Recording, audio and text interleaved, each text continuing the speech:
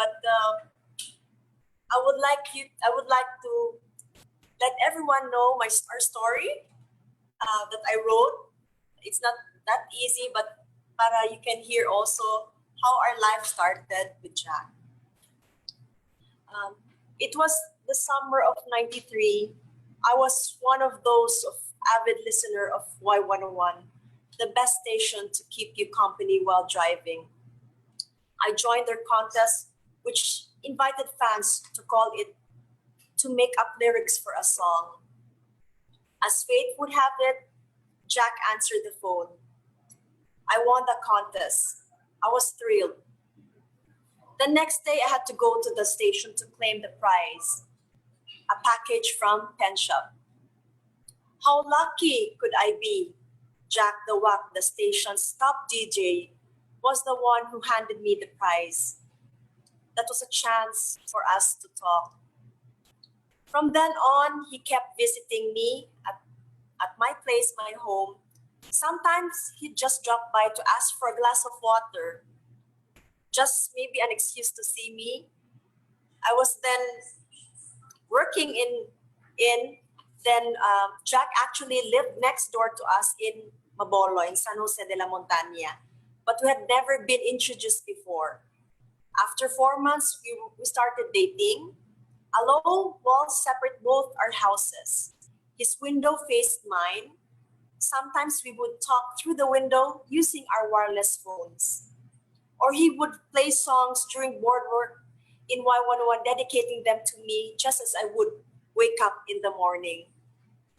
It wasn't hard to fall in love with him. Jack took me to posh restaurants and introduced me to drinking wine. But it's the special effort he made to keep us convinced me that this was the man who believed in commitment. We were together for 6 years before we got married on February 11. Just recently, we celebrated our 21st wedding anniversary. So we got married February 11th, 2000. That was Our Lady of Lourdes. It was the day that people could finally say the most sought after bachelor of Cebu was hitched. A year after, he was invited to run and he won as a candidate for a Cebu City position. That started his journey in politics. He won the election. People trusted him. I watched him blossom into the dedicated, honest public servant that would make his late grandfather, Governor Jakosalem, proud. Even with his busy schedule as a councilor, Jack was a good provider and always made time for the family. He enjoyed doing the most mundane domestic tasks like shopping for groceries with me, picking up our sons Sebastian and Santino, attending their school activities, and hearing Sunday Mass together. Friends wondered why I acted kilig at the end of the work week. I looked forward to Fridays because that was our date night. It was Jack's way of staying connected. He still brought courtship into the marriage, making me feel safe and the queen is his life. Jack preferred bread and steak to Pinoy dishes, but never complained about food that was served on the table. He would quietly reach for a sandwich or make one of his own. His calm and endless patience made me ask once to teach me how to be like that.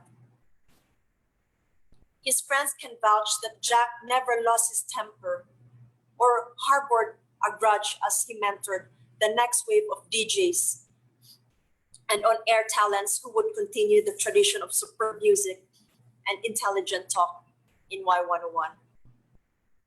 After serving 3 terms in the city council, Jack became the CITOM chairman, attending to the city's traffic headaches. How could we have known that the sudden migraines that kept him awake at night were caused by something else?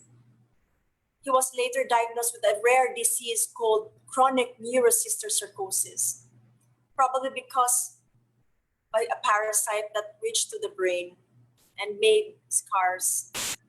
He underwent 2 operations that took him out of action and kept him at home. Our lives became simple, quieter, focused on the family and his special medical needs. Again, he endured the ordeal like a gentleman without complaining, saying thank you to the caregivers, to me, to my kids, for act of service, and I love you to me and the boys.